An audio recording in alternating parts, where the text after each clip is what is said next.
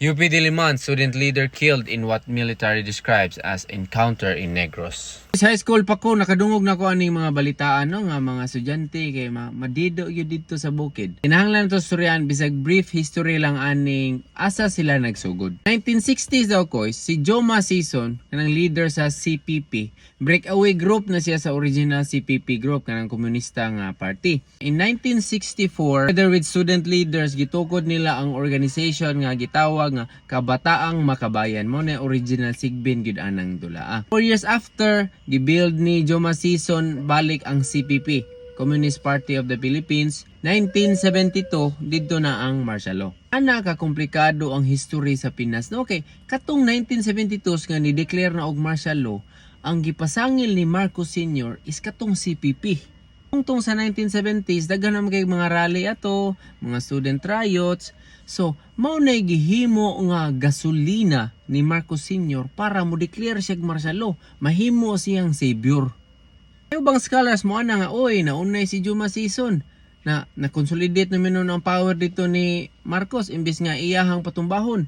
Pero, nasa mga argumentong ubang scholars nga, naka-benefit sad ang CPP ato. Kaya ano, pagka martial law nasugnod na ang mentalidad sa mga tao, na tay pag-asa ani nga magwilga-wilga kay martial law naman. O asa man padong, adto CPP.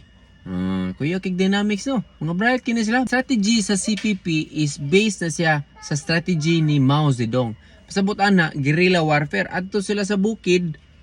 Upadaghan sila dito kay di sila madakpan dito sayon-sayon. Unya, mga recruit, hinahina sila mga recruit dito. So, hinahinay, managhan sila. Ang kuno nilang Osaka City, hantod, maabot sila sa kapital. Mo na ilang strategy. Karon, nangita kog libro nga mas naakoy insight inside the CPP. Last year, naay gipublish nga libro by Maya and Carlo Butalid, former CPP cadres. Membro na sila sa CPP sa una, yan itiwalag na. Kanang libro gipanguluhang Unmasking the Myths of CPP and its leader Joma Sison. Base sa libro ko is dili na overnight ang ilang pag-recruit. Na sila stages. Ang number 1, mangita na sila mga estudyante na pulan sa poverty sa Pinas. Walay purpose, especially mga gipang salikway sa pamilya. Ikaduha, inviteon ka og study group. Okay, kinsa may kinundom sa una o katong uno, ipa-invite og uno. Ato ta Jollibee nga unta, agay, aray ko. Sila study group, sinahinay lang indoctrinate kung unsay tingog sa ilang party. Pangtulo, ipalayo ka na nila sa mga bad influence, even sa inyong pamilya. Ipalayo mo na. Ang upat, sugnuran na nila maayo ang mga fallen comrades. Kay grabe yung kinag-emotional investment kung naay mawala, di ba? Kabantay ka anang kontra kay nimo, no? Unya, simba ko nga nadisgrasya or nadido o kalit, unsa man nimo emosyon? Di ba? Mawala tanang sala, uy, butan pa siya pagkatao. Di ba? Grabe kina, gamit na sila dark psychology ko. Itong pa sa atong mga bugan. Gamit na sila cult psychology nga us versus them. Wow, kita mo ay sibyo rani, kita ra gyud makapa-usab ani nga sistema. Gamit na sila nga ultimate authority gyud si Joma Sison kay haron nga walay critical thinking nga musod silang hunahuna. Walay question kung unsay ipabuhat sa ilaha ug unsay ilang manunaan bahin ana nga issue. Tud na gyud nga maka-develop na gyud og cognitive dissonance. Igsuon og naminaw ka karon, no? Nag-eskwela ba ka kag UP or asa nga eskwelahan nga naamo na nga organisasyon? Gikan ni sa inyohang senior. I'm practicing just like the author said nga intellectual independence ang kinahanglan nato.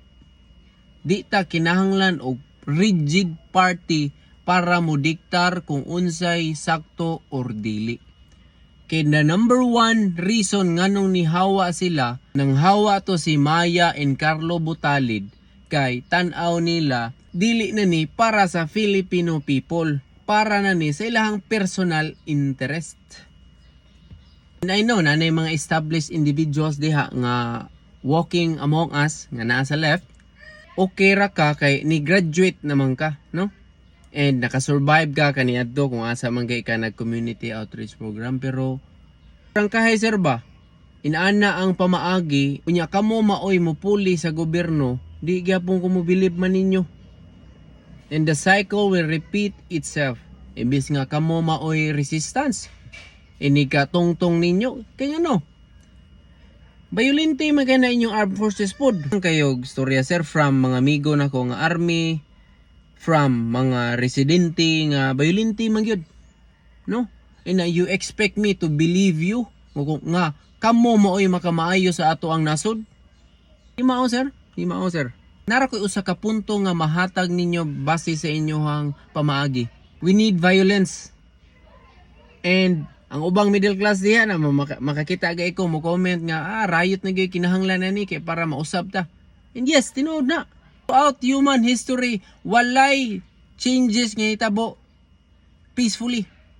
Gira gyud na. Pero kanang gibuhat ninyo sa mga bata hilabin na. Kanang mo pay pag high school, mo pay pag tungtong sa college, mga linghod pa kinag-utok sir, dali ra kay na brainwash sir. Ako sir di ko bright, pero nag-practice ko gitawag sa inyo ang former cadres nga intellectual independence.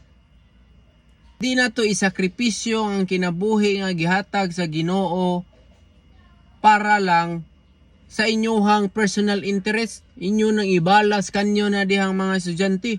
Wa man ay mga buot. Di ko bright pero makasimhot ko personal interest. I'm not saying this nga magbuot ko unsay yung buhaton mga dagko no gipang bulbul naman mo wa koy paki o balag magrevolusyon mo diha. Pero mga bata o kag kanang college pila may edad na ha? Ni graduate ko og 21 o 22. To o kag na ako'y buot ana. Recruit mo ginana mga bata, mga way buot. Aliado pa jud ang emotional state kay mga gipang salikway. I would never judge itong mga bata nga nangamatay dito. Rest in peace kanila. Pero para nako wa sila sa kay tungod wa sila buot. Inyong gi-brainwash. If believe kay kasi mo ideology nga dapat maogyod na pakig-argumento nako. Pakig-argumento sa mga naay buot para matistingan nato unsay advantage ug disadvantage na inyong ideology. In kani sa mga si coming nga corn beef, wa mo mag-agi og 18 anyos pa mo. Wa po mo may buot kani adto. Tuo ka ang paghahinog sa auto kay naanay numero 18 anyos. Sure ay. Mahilak pa magitingali ka og tublon.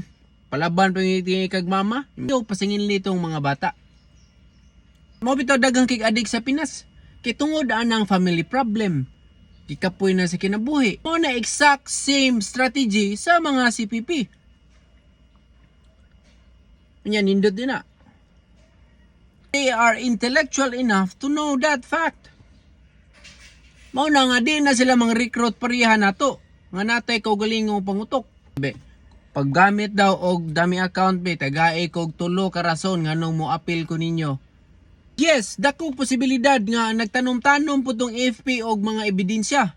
Pero ayo po mog deny nga dili na mao ang inyohang strategy nga ato mog bukid. Bright ba mo og na babayag laki mo sud og lodge.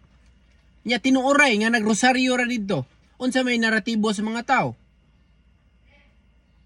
Diba? Natural raman na nga ang majority makana jud nga mga NPA itong mga bata. And God bless their souls. You kill them.